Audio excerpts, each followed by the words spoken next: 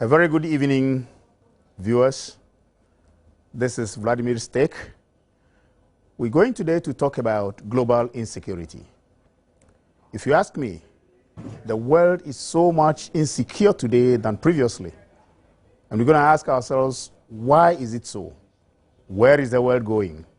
Are we safe? And what are the causes for global insecurity? I'm here with very eminent persons, but we'll take a short break. When we come back, I'll introduce my other guests. Be with us. Stay on.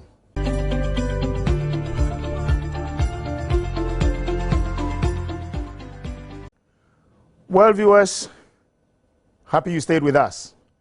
Today, as I said, we're going to talk about global insecurity. You and I know that in actual fact, the world is in tatters. Everywhere there is a problem. Either it is poverty, insurrection, floods, whatever. Why are we there? Today I have with me Mr. Emmanuel Bombandi, whom everybody knows. The face is very familiar on our screens. Mr. Bombandi is the Executive Director of ONEP, West African Network for Peace. Yeah. And so when you hear the word peace, then you know the man understands conflict and insecurity. He's also the chair of the Global Partnership for the Prevention of Crime. And crime is also one of the problems of insecurity in the world. Mr. Bombandi, you are very welcome. Thank you so much. I also have my young friend, a very eloquent young man, Erbad Ibrahim. Erbad, you're very welcome. Thank you so much. Erbad is also an international security analyst, and I hope we're going to have a very good conversation. Be with us also on the screen and keep on conversing amongst yourselves wherever you are about what we're going to talk about. Now, global insecurity. Mr. Bombandi, you've been dealing with security, conflict, peace. What is all that? Why are we, or why is the perception and the reality that today there is so much insecurity in the world? But before we tackle that question, I want you to address the issue from the point of what is security and or insecurity. Thank you, Dr. Danso. Let me start by trying to talk about it. There are two levels of understanding security that are mutually influential. That's right. Now, security, as we have always understood it, is when the state is secure in terms of its capacity to defend its sovereign territory, right, protect its citizens. And to that extent, the state will try to build the institutional capacity that would allow it to do that. And for that to happen, the state is able to, through the rule of law, ensure that there is a prevailing environment of security in which the understanding of security that emerges from the democratic framework talks about security in which we are all equal under the law, and that at the end of the day, the state, through its institutions and arms of government, and particularly to the judiciary, would allow equity, fairness in the processes of ensuring that everybody can be protected and feel secure. And this has further gone on to define the international norms and conventions that today is very prevalent, called the responsibility to protect. But more and more, we are saying that that in itself is a very limited understanding of security. That's because right, the assumption is that it is state-centric. And so the growing framework and understanding of security is on the promotion of human security. Right. And what human security means is that it is when the people of a country can feel secure because their well-being is paramount, and that every effort is to make people feel secure, not just in terms of safety, but in terms of the basic necessities of life. Right. Access to health care, that you can travel on the road and feel secure that you are not going to be involved in an accident, that society is disciplined, that it's not necessarily everything that must go to court and be dispensed with, but that the respect for one another and for our humanity makes all of us to feel that we are one another's keeper. All these that then promote the welfare of the human being is called human security. And that the more a country is able to promote the welfare of its people, the more that country also feels secure in terms of sovereign security.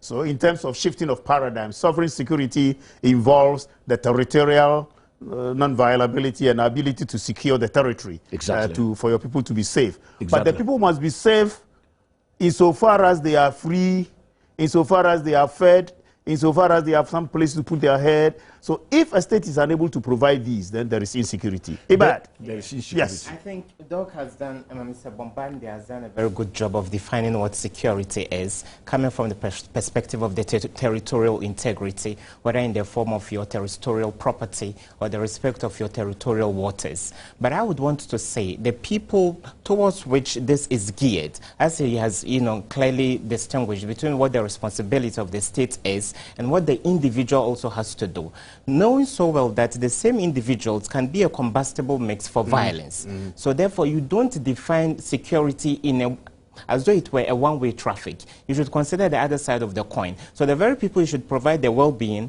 the employment, you should provide the bulging youth, the fact that there should be equity in society. In as much as that is not satisfied, those same people for which the state is marshalling the needed resources to protect could also be the tinderbox that could cause conflict. And as we speak, Doc, currently, Ferguson in the United States, Missouri, currently has gone up in flames because the black community feels unjustifiably treated by the white community. So therefore, much as the state has a responsibility and the onus lies upon it to make sure that it has an effective military, it has an efficient police force to protect the people, it should gear its resources at the people. So at the end of the day, there will not be disenchantment amongst the people, and they will be the same tools that will be used for destruction within the state. In effect, every state has a responsibility towards its people. That's right. The people must also have a responsibility towards the state in such a way that they get what they need. I wouldn't say want. If that is the case, why is the world so much in turmoil? Everywhere, if you take the papers, if you just tune in anywhere in any radio or television station, either it is Ukraine, or it is Iraq, or it is Nagorno-Karabakh, it is somewhere, all the Kosovos have come and passed, Sierra Leone. Why is this so? Is there not a modicum of respect for security? Yes, Ibad, I'll come back to you. Doc, I think there is a lot of volatility in our contemporary times. Most of the conflicts around the world are either in Africa or the near Asia. The Middle East is also part of it and all that. And I think it's because there's a yawning disconnect between the ruling class and the general masses. And I keep going to that same point I made initially, that some stooges do not come from elsewhere to fight a war. There are internal mechanisms that are activated to cause war. And you can look at the litany of wars we've had in Rwanda, Uganda, DR Congo, the CAR currently, and what we have in South Sudan. Certain interests, external influences would want to have certain, things done in a certain way within various countries. So much as most of the conflicts are used, the people are used as cannon fodder to cause all the conflicts, there are certain external influences. And Doc, you've always made mention of the clash of civilizations. That's right. There seems to be a collision course between the current paradigm in the world and some people elsewhere who think that there needs to be a tweak in the current world order. Hold on. But, Mr. Bombande, yes. Ebad is making some interventions which are very, very important. Global insecurity. Yeah. Does that mean that we have a systemic problem, systemic in the sense of the global architecture not being able to hold itself, that we are having these kind of local clashes and whatnots and whatnots? Is it a systemic problem? Every system or systemic structure has its own cracks. If you talk about slave trade, it brought about its own wars, attendant wars, colonialism, imperialism, Cold War, post-Cold War. Are we having a systemic problem, global systemic disorder? You have put your finger right on it. We are having a global systemic problem that has been protracted over decades. And we can attribute that to a very simple understanding of what our global community is trying to do with the lack of a global political will to do it in such a way that there is equity. Ibrahim already started talking about the global inequities yeah. that would make people to rise up regardless of the power that will suppress them. That's right. Because the world has changed to a point that the capacity to suppress people no longer can do that, because people will rise up in one way or the other. And he gave the example of Ferguson in Missouri. But let me put it this way. Time and context is very, very important when you frame your architecture to respond to insecurity. So if we were to fast-track post-Second World War, at that time, there was a global architecture in which the United Nations was established so that humanity can no longer experience the scourge of war that we have experienced in World War I and in World War II. In the way and manner the Second World War ended, the predominant powers that played a leading role in ending that war gave to themselves the position of permanent members of the Security Council. We call them the P5. They have the veto power. But in our global architecture, the Security Council of the United Nations is the highest global decision-making body that defines how collective responsibility and how responses to global insecurity can be defined, and if interventions or whatever means of dealing with such insecurity were possible. Before for us we to go lose ahead. track of, if you ask me, my take will be that the Security Council, as you mentioned, that global architecture we put in place, the United Nations organization to ensure that the next generation or the other generations don't meet the scourge of war, as in the preamble, the World Bank to ensure reconstruction after Europe was completely devastated, the IMF to ensure that balance of payment issues don't send us back to recessions, and then an ITU or WTO. These are the pillars of the new global architecture after World War II. Are these pillars working properly, especially the Security Council? Is there equity? Is the Security Council not to blame for most of these wars and insecurity we are seeing in the world? I want you to address that before I come to you. Yes, I was building towards saying this global architecture is no longer responsive enough. I'm not saying they are not functioning, but they are not functioning to meet the challenges of today. And the proof of that is the growing relegation of the UN system in the background and the increasing role of regional organizations. So if you look at our West Africa region, ECOWAS, through our authority of heads of state and the affiliated institutions of ECOWAS, from the regional to the national, are assuming a more prominent role in responding to the dysfunctionality of society, the challenges of insecurity, precisely because people are seeing the Security Council to be too far away, not to mention the paralysis. Have they themselves not made themselves too far away? They have done that by sometimes finding themselves locked in a paralysis in which, amongst the permanent five, there is a constant division amongst them, and one way or the other, somebody would use the veto power to prevent consensus. And once that consensus is prevented, then there is total gridlock and paralysis. And what then happens is that gradually, insecurity builds up and the United Nations become irrelevant. But when we come back, I want to say that for us to understand that paralysis, we also must understand the nature of insecurity. Because the UN architecture was to serve the purposes of interstate wars. But as we speak today, they're more of intrastate wars. Exactly. So the architecture of the UN, for example, if there is a conflict within a state in West Africa like Liberia or Sierra Leone, the Security Council was not set up to deal with that. So the question then is, what architecture do you frame to be more responsive and efficient to the type of conflict that you are dealing with? If you have the wrong architecture, then you are not going to have the right approaches. And I think that's what we are struggling with. Irvad, yes, I see you itching to come in. The same wavelength with Mr. Bombande, that when the League of Nations was formed after the Second World War, the First World War, it lasted for a little over 20 years. The current world order has been in place for well over 60 years. So why have we not had the balls to call for a review?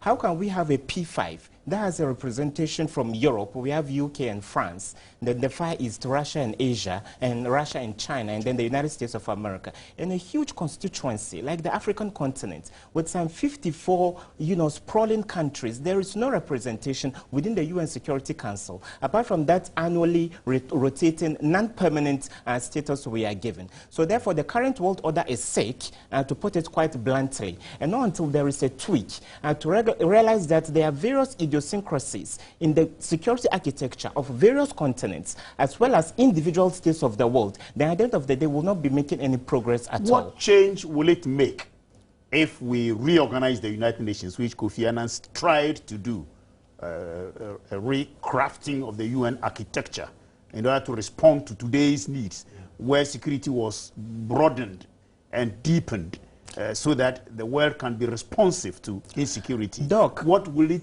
change if this is the very structure that will have to accept the change, as Kofi Annan met? Nana and Doc, because of the U.S. hegemony we have currently today, the UN has become synonymous with the United States of America. Right. Why is it that there are so many countries in the world? The UN is headquartered in New York City. All the meetings are held there. Is it that the Americans have got the preserve to determine the trajectory of the security and well-being of the world? Why isn't it rotational? So that if the UN General Assembly meets on the American continent this year, and next year we shift it to another continent, so we will have a sense of belonging. I still come back. Herbert, what change will that bring? Let it be in Accra, tomorrow in Lagos. What change? I'm talking about the very fact that Article 108, I believe, or 109 of the Charter itself stated that after 10 years of experimenting with this charter, the General Assembly, it was specific, General Assembly should meet to see to the reforms and whatnot and whatnot. And since then, whatever reforms we want, including Kofi Annan's call for change.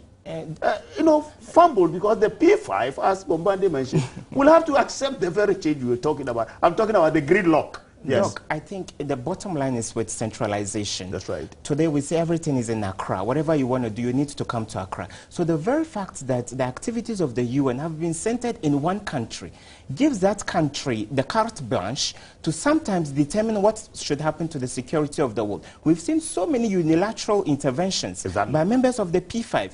Currently, France has become so strong, so robust, and in the interventions of African continent than any other country, largely because of the cover and the cushioning they are receiving from the UN Security Council and the fact that they have a permanent, membership of the UN Security Council. So now I think the first point to begin with is that we should be able to shift responsibility. The UN should not be synonymous with the United States of America.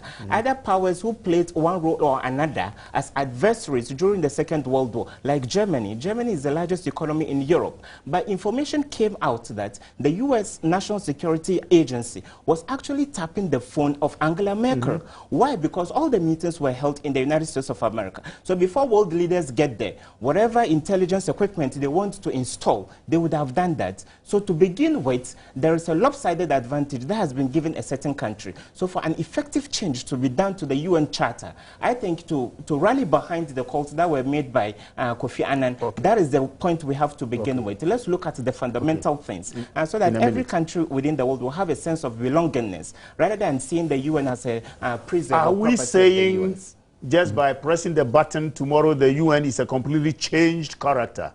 Ghana is also having a veto power. What will change? I think our own Kofi Annan, in the agenda for the reform of the United Nations, has set the blueprint for a lot of the type of reforms that are needed to be done. The fact is that up to now there is no political will. But we must also recognize that whilst Kofi Annan was trying to pursue those reforms, the world was challenged with the post 9/11 unprecedented crisis. That's right. And that is why, if you want to pick members of the P5 one after the other, my analysis is that the United States is actually less of a problem than some of the countries that you have mentioned. For example, if Africa wants to put an issue on the agenda for discussion at the level of the P5, it's not the United States that prevents it or facilitates it. It's France. And we have to be able to accept that. But let's also admit that regardless of the challenges, President Obama has brought a certain level of leadership. Yes, confronted with domestic politics and the issues that require that he moves, he probably has not moved as fast as we want. But there's no question that President Obama has embraced multilateralism more than any other American president. President Obama has tried to work within the framework of the United Nations. I'm not saying it has been easy. And the concrete example is this. Many people wanted him to start bombing Syria. And President Obama kept on saying that is not the way to go, to the extent that he's been perceived now as a weak president of the United States simply because he did not strike Syria. Can you imagine if he had taken that option? President Assad had looked... But in the same vein, many more people, like Erbad mentioned, in the same vein, more people are accusing the U.S. of unilateralism and fueling most of the trouble spots that we have in the world. Let's take a break from here. When we come back, we'll look at this issue where Kerry meets with Syrian rebels in London, promising 60 million. Finally, 100 million was advanced. What are we encouraging? Is it not insecurity? Libya, advancing monies and troops and what intelligence and whatnot. We'll talk about that. I think part of the problems of insecurity dotted all over. Let's take a break.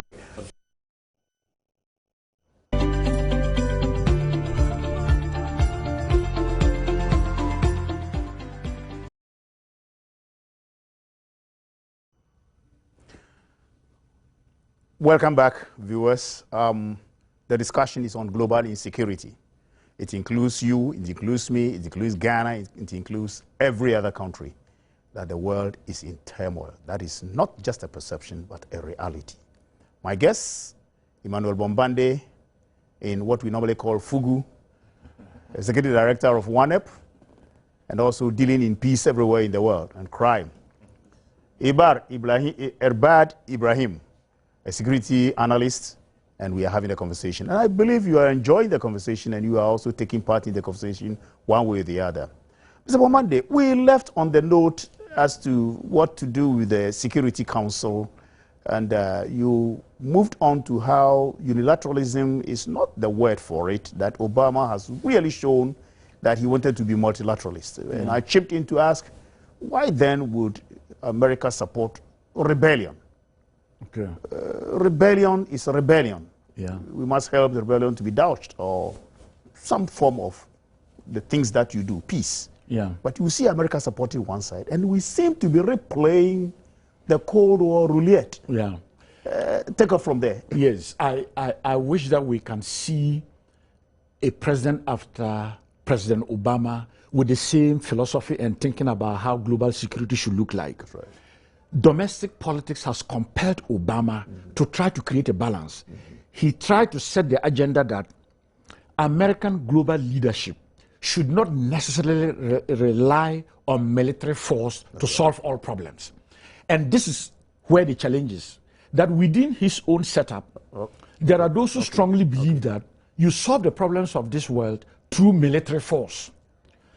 Now, I'm not saying that Obama has not been criticized. For example, the use of drones to strike. He's come under heavy criticism. But I'm saying that in comparison, he has tried to be more responsible in the deployment of the American armed forces as compared to some of his predecessors. That's right.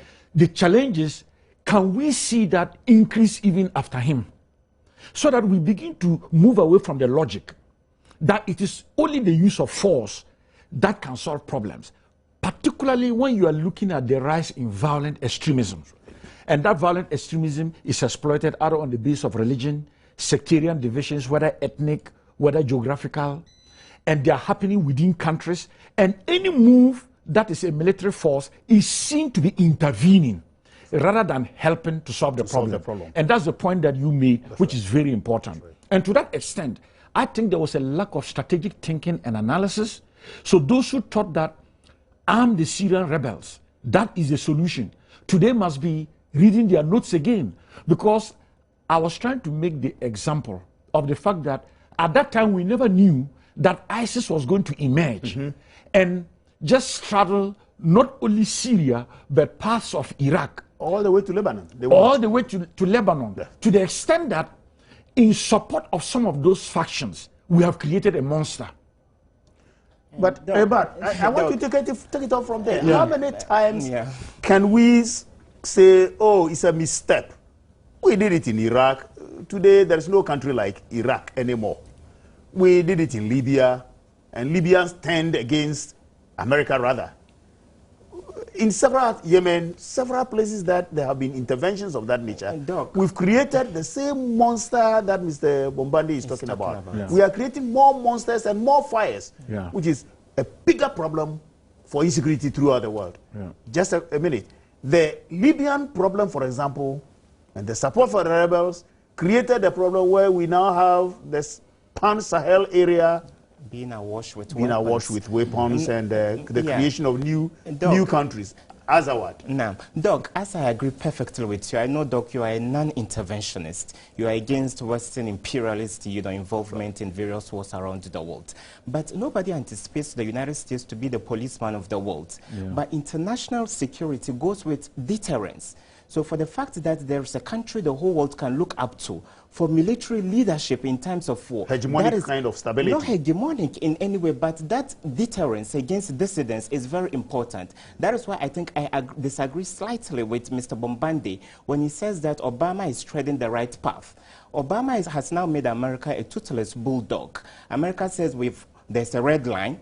If you cross it, then we are going to strike. Then he vacillates. Is that not the pressure, like he said, of domestic politics? Domestic politics, yes. It comes as a result of that. Even with the Syrian crisis, today ISIS has been created. Yes. Now they call themselves Islamic State. Yes. I think... it is the richest rebel organization It is worth more than $1 billion currently because it controls many oil rigs in Deir ez-Zor in Syria, as well as other important cities across northern Iraq. And currently they are battling over the dam in Mosul as well. But I think ISIS would not have been created if the international community had taken a strategic move early in the Syrian crisis. Why was ISIS created? The current leader of ISIS is called Abu Bakr al-Baghdadi. He sent somebody to activate the sleeper cell in Syria when the revolution started against Bashar Assad in March 2011. That person was called Jawlani. He didn't call himself Al-Qaeda. He didn't call himself a branch of Al-Qaeda in Iraq. He said they were the Nusra Front. So later, the international community realized that they were getting inspiration from Al-Qaeda in Iraq. Yes. But, Doc, at that moment, there were tens of thousands of secularist revolutionaries who were only ready for regime change. They didn't want the kind of caliphate ISIS is calling for currently. Yeah. So had the international community taken a decisive move, I don't think that lacuna would have been created for ISIS to exploit. But Hillary Clinton, behind closed doors, was telling the Americans that they should arm the secularist rebels so that they would be able to torpedo the Assad regime. Obama kept dragging his feet, and now push has come to shove, and he has been forced to intervene. So we should be careful when we consider America's disengagement in what is happening around the world as a form of way that will lead to peace at the end of the day. Because I think a strong America that has this deterrent force to call the shot is better than one that is lax and weak, in which case there will be many conflicts around the world. Cannot step backwards now. It must be more proactive and in the positive sense. In a positive sense. Yes, you wanted to add something quickly. He disagreed with me slightly. I disagree with him heavily. Seriously. Yes, that's the essence of our discussion. There is an expectation of American global leadership. Yes. That expectation is not for America to deploy its armed forces militarily and intervene. Which Obama has said he would not do anymore. And that's why we must give Obama credit for being a president who is not eager to press the button of war simply because there is a crisis anywhere. And the reason is very simple. How do we know that if America had struck Syria, we will not even have a bigger monster than we have even now? And the reason is very simple, because Assad would have reacted, and at that time he had nuclear weapons in his possession. Chemical weapons in his possession. The fact that there was the language of the use of a deterrent with clear benchmarks on what collective responsibility would mean if he did not give that up, I think more lives were saved. Wait, why wouldn't we give this kind of leadership with American force to the United Nations? So why wouldn't we allow multilateralism to have effect? And even if it means recontouring countries in a more amicable way to do the recontouring, like Kurdistan is now asking itself, because we created those monsters. I talked about colonialism. Yeah. We talked about the Palestinian question. Yes, and the last debate about Palestine, America said, I'll veto if you go this way. Why don't we allow the United Nations to take the lead with American heavy backbenching support? And all of us go that way. Kofi Annan made the statement that the UN is as effective as its member states would want it to be. That's right. The challenge that any leader in the world that has a global responsibility like the United States would confront was, first of all, to end the wars that had started, which were in themselves interventionist wars. That's right. And you can count them, Iraq, because when the argument is that when you intervene with force, you can solve the problem, then we should have solved the problem in Iraq. But look at how the world has become more insecure because of that type of intervention. But how you then disengage so that this multilateral approach can be enhanced, we have not yet been able to frame that, in my view, Can we properly. sum up this to state that our missteps in our eagerness to see security or put down insecurity has created for the world more insecurity? And what to do with it now is becoming more problematic than... I think the international community has got butterflies in its panties. Everybody is, apprehensive because of the hiccupy nature of the security in the world currently. I believe George Bush was a reckless president. The war in Iraq in 2003 was uncalled for. We understand that after the 9/11 attacks, the intervention in Afghanistan was the right move to have taken. But, Doc, you can count more conflicts. At a time Obama has been president in 2009 up to now, then there were conflicts during the second term of George Bush. So that deterrence is key because even they say you spare the rod and you spoil the child. For as long as everybody seems to be on the same pedestal, knowing so well that there is no bully pulpit in the world that can determine that this is a step the international community is taking and stamp its authority, things will go haywire, and there will be more wars at the end of the day. Need? So, yes. So moderation is key. American military might with some responsibility rather than a weak America. No, the point that you have made, let's even take it. There are so many issues we cannot talk about, but let's just go back to the U.S. Africa Leadership Summit that just ended. That's right. That's right. In his ending press conference, President Obama said, in my discussions with West African leaders themselves say that they want to put emphasis on the prevention of crisis. We will partner with them to support them to do that. That's right. For me, positive. That is the way to go. Yes. In other words, things that happen in Ghana is the responsibility of the government and people of Ghana. But American global leadership can partner to enhance that. That's right. Rather than the other way around. Because the other way around is what has created the global insecurity in which we are expecting... Mr. Bombande, I'd like us to look at it from this angle. Yeah. Partnership with West Africans to do this, to do that. Yeah. But you know what we normally call the security dilemma. Yeah.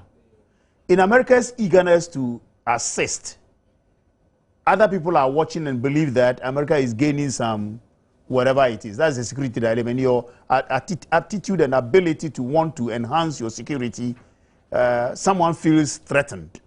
And that is, don't you think that is happening in the world? If you look at what is happening in Asia, the islands questions, the Kuril Islands, the Russians are taking it. And you see one supporting the other in the form of Cold War mentality. Precisely. Aren't we going back to the Cold War days, Ukraine, Syria, whatever? Absolutely. Aren't we having insecurity in the world because of a Cold War mentality? I alluded earlier on to, if you want to make an insightful analysis, ask yourself, what is the character and the nature of the type of conflicts today? That's right. It's not the way we saw them years ago. Some 40, 50 years ago. There are all conflicts happening within the nation state. And since you mentioned Ukraine, let's take Ukraine. What happened to Ukraine? Yeah. There was a disagreement in how politics should be defined. That's right. To the extent that they wanted the president to bring about constitutional reforms. That's right. They did not have the capacity to resolve that. Exactly. To the extent that the foreign minister of Poland, Germany and France went there and negotiated a settlement in which the president would stay on, elections would be brought backwards, there will be an inclusive arrangement, yes. and then when the elections are organized, Ukraine can take on another path. The following morning, they insisted that they must overthrow him. That's right. He took off in the barrage of armed fire and fled into Russia. Since then, Ukraine has never been the same. Exactly. I use that example to say that you can blame what has happened in terms of meddling and interventions, but the problem started from inside. Now, if you in your house cannot organize yourself properly, know that everybody else has interest in your conflict. And when you begin to go in disarray, people will come in and intervene in order to exploit your weakness for their own selfish gain. That was a very important point you've made. Let's take a break now. We'll be back. It's becoming more interesting. We're going around the whole globe. And I think we got to come back to Africa and see what is our security problem. We come back also to Ghana and say, do we have a security problem? I think you and I know that from Mr. Bombande's definition of human security, we have a big problem at the Chocos and the lagoons, Agbublushis and whatnot, and you might not think it is a security problem. It is. Don't go away. We'll be back.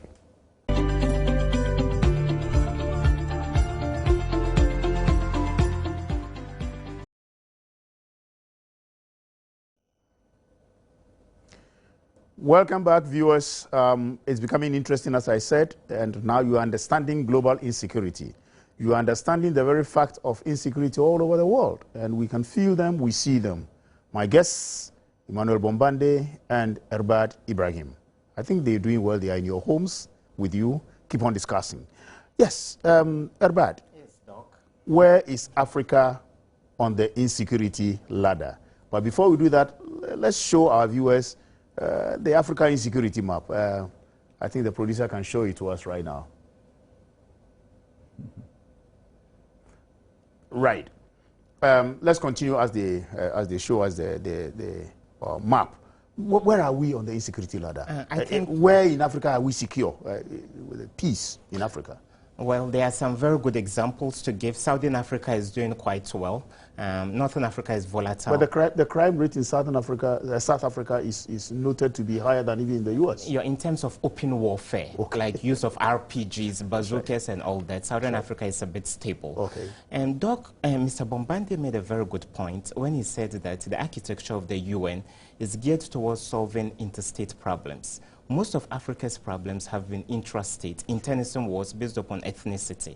But a certain, portrait is beginning to form, and that is people will soon... Let's see. Now you can see all the red spots. Africa's insecurity challenge, the change profile is like the red spots are very high.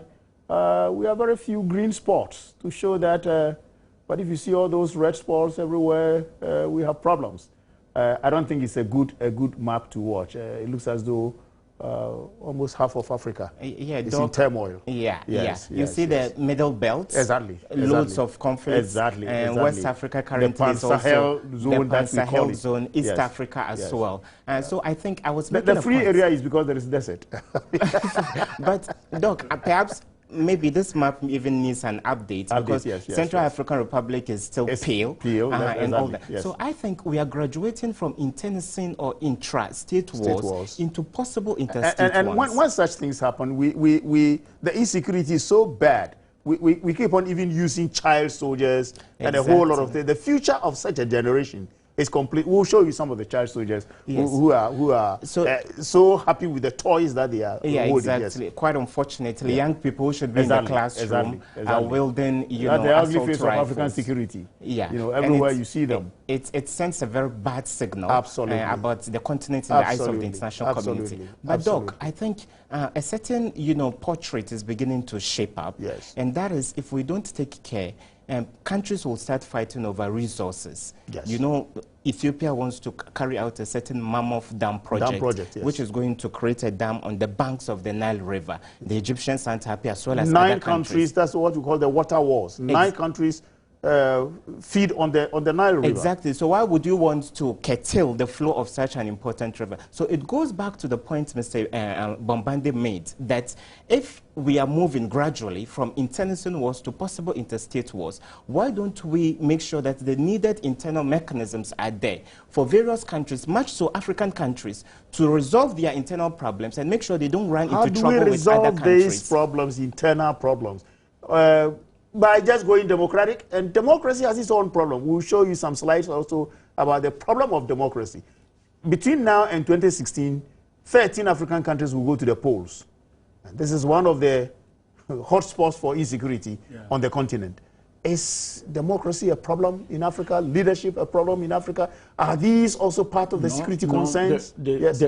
First of all, if there was an alternative that was better, we could have been talking about it. Regardless of its challenges, we don't have an alternative. That's right. And so we have chosen the democratic path with its own challenges. But having said that, Ibrahim has made a very important point, and I want to build on that. Let's build in each country. And again, our problem is we issue declarations, and we don't follow up. In 2002 in Durban, Africa made a commitment that each country should set up its own national architecture. That's right. I'm happy that in Ghana, the APRM process. Yes, we had the APM, and we were one of the best peer-reviewed, and we have been trying to implement the outcomes. But we've set up our own national architecture with the National Peace Council, and the National Peace Council is now deploying, and we're beginning to see the inauguration of the regional peace councils. We need more skills in how we sit and talk. And you in Legon, you've talked a lot about preventive diplomacy. That's right. We have to shift the logic in which we know that crime in the context of conflict is about to happen. But the argument is that if it happens, we would arrest the perpetrators and jail them. That is not enough. That's the problem we've created in Bimbila. We had the capacity to prevent Bimbila from happening. The more we're able to do that, the more the nation is at peace. Then law enforcement. How do we prevent this if I'm hungry? And I think one of the greatest source of insecurity is the type of development. Is the chicken and the egg story. Exactly. We need to have the peace to solve the chronic challenges that are developmental. If you want the economy to grow so that you create more employment, that cannot happen with conflict. So you need the nation to be at peace for the type of policy making to generate those jobs.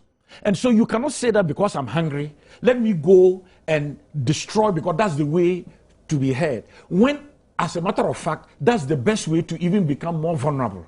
And we need to have a very good understanding of that. Something like crime, diseases, disasters, are they not part of insecurity in the world, especially as part of the world?